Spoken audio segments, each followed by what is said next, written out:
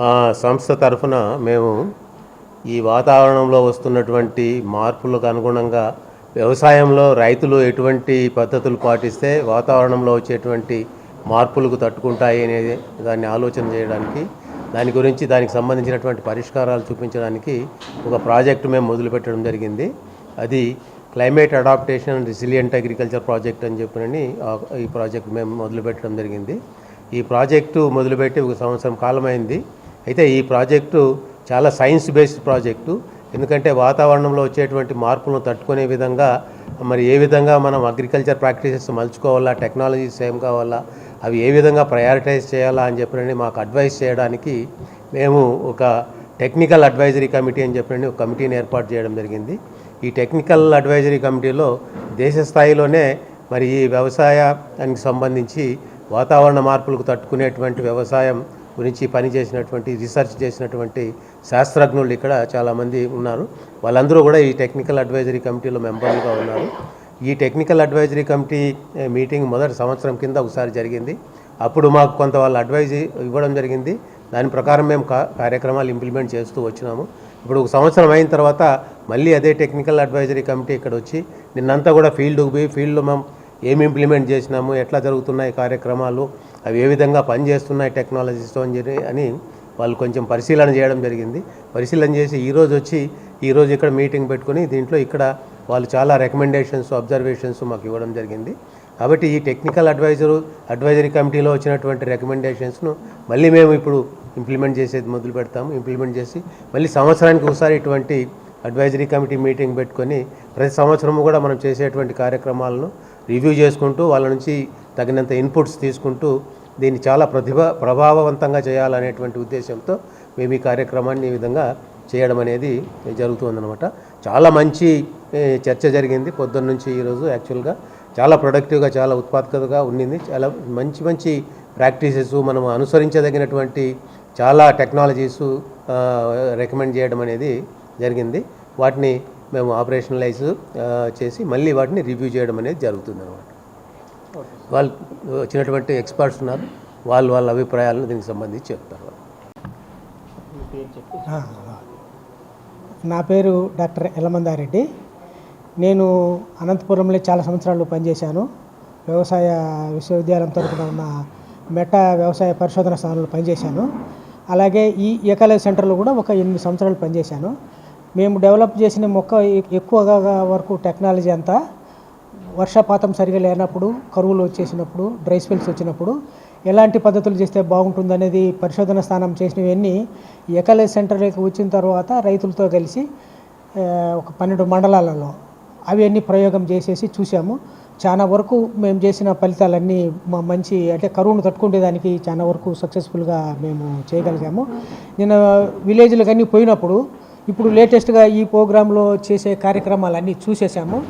Implementation one of the best, బాగా చాలా చక్కగా చేశారు.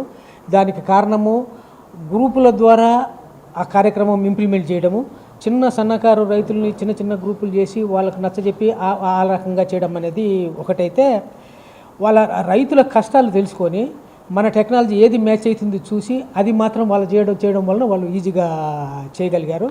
సో ఈ రకంగా వాళ్ళకి కొంచెం దిగుబడి పెరగడము, కరువు వచ్చినప్పుడు కొంచెం తట్టుకోగలిగే కెపాసిటీ అయితే మేము గమనించాము. ఇది మాకు చాలా సంతోషం. డాక్టర్ బి వెంకటేశ్వర్లు అండి. నేను ఇంతకుముందు కేంద్రీయ మెట్ట వ్యవసాయ పరిశోధన సంస్థకి డైరెక్టర్గా చేశాను. ఆ తర్వాత మహారాష్ట్రలో ఒక వ్యవసాయ విశ్వవిద్యాలయం పర్భనీలో దానికి వైస్ ఛాన్సలర్గా కూడా చేశాను. అయితే నేను గత 10-20 సంవత్సరాల నుంచి ఈ వాతావరణ మార్పుల యొక్క ప్రభావం పంటల మీద ఎలా ఉంటుంది, దానివల్ల రైతులు ఎటువంటి ఇబ్బందులు ఎదుర్కొంటున్నారు, వాటికి మనం చూపట్టగలిగే పరిష్కారాలు ఏమిటి, దాని మీదనే విస్తృతంగా పరిశోధన చేయడం జరిగింది. మా సంస్థ ద్వారా కానివ్వండి, ఆ తర్వాత మిగతా భారతదేశంలోని మిగతా సంస్థలతో కలిసి కూడా కొన్ని నిక్రా అని ఒక పెద్ద ప్రాజెక్టు అమలు చేయడం జరిగింది. సో దాంట్లో వచ్చిన అనుభవాలతోటి యలమందరెడ్డి గారు మన ఇద్దరం కలిసి, దాంతోపాటు రవీంద్రనాథ్ గారని బెంగళూరు నుంచి, ఆయన కూడా ఈ వాతావరణ మార్పుల మీద చాలా ఎక్స్పర్ట్ ఆయన, ముగ్గురం కలిసి మల్లారెడ్డి గారి ఆహ్వానం మేరకు ఈ అనంతపూర్ వచ్చి నిన్న మొన్న ఈ 12 గ్రామాలు ఏవైతే ఉన్నాయో, ఈ కళ్యాణదుర్గం మండలంలో ఉన్న ఈ గ్రామాల్లో ఈ ప్రాజెక్ట్ ఇంప్లిమెంట్ చేసే యొక్క ఆ పరిస్థితులు ఏమిటి, ఎలాగున్నది అవన్నీ పరిశీలించడం జరిగింది. సో మేము గమనించింది ఏంటంటే ఇది చాలా అవసరమైన ప్రాజెక్టు, ముఖ్యంగా అనంతపురం జిల్లాకి. ఎందుకంటే అనంతపురం జిల్లాలో వాతావరణాన్ని మించిన పెద్ద సమస్య ఇంకొకటి లేదు. అఫ్కోర్స్ మన రైతులకి సరి అయిన ధర దొరకపోవటం అది ఎలాగుంది. దాంతోపాటు ఈ వాతావరణ మార్పుల వల్ల ఒక్కో సంవత్సరం ఆగస్టు దాకా కూడా వర్షాలు మొదలు కాకపోతే పంటలు నాటలేకపోతున్నారు రైతులు. అటువంటి పరిస్థితుల్లో పూర్తిగా భూమిని పడా వదిలిపెడుతున్నారు. అలా కాకుండా వాళ్ళు ఏదైతే పంట నార్మల్గా వేసుకుంటారో ఆ పంట వేయలేకపోతున్నారు. సో ఈ రకంగా ఆ రకంగా నష్టపోతున్నారు. అయితే ఇటీవల కాలంలో మనం చూసాం బాగా హార్టికల్చరు అంటే పండ్ల తోటలు బాగా పెరిగింది మన జిల్లాలో, అనంతపురం జిల్లాలో. అయితే దానికి కూడా ప్రస్తుతం అయితే 1000-1500 అడుగుల దాకా బోర్వెల్స్ వేసేసి నీళ్లు తోడుతున్నారు. అయితే 1 సంవత్సరం 2 సంవత్సరాలు వర్షాలు లేనప్పుడు ఈ బోర్వెల్స్ ఎండిపోయే ప్రమాదం ఉంది.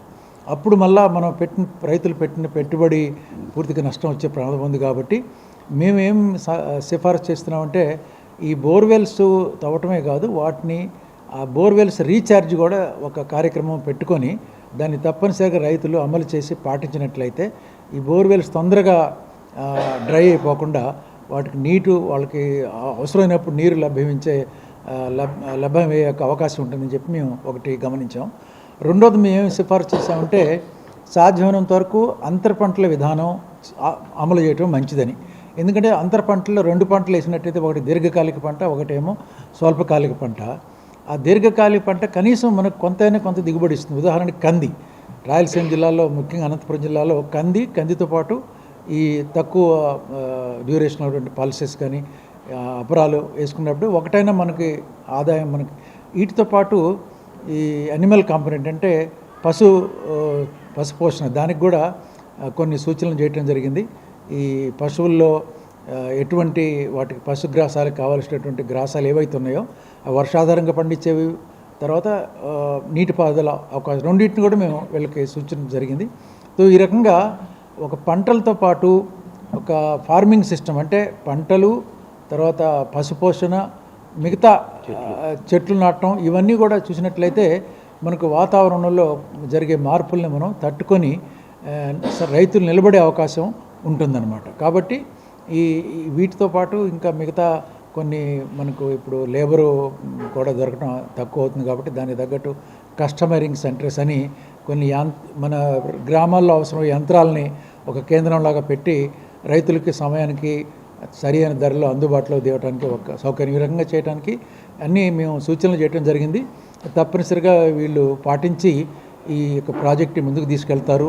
మన అనంతపురం రైతులకు మేలు జరుగుతుందని ఆశిస్తూ సెలవు తీసుకుంటాం.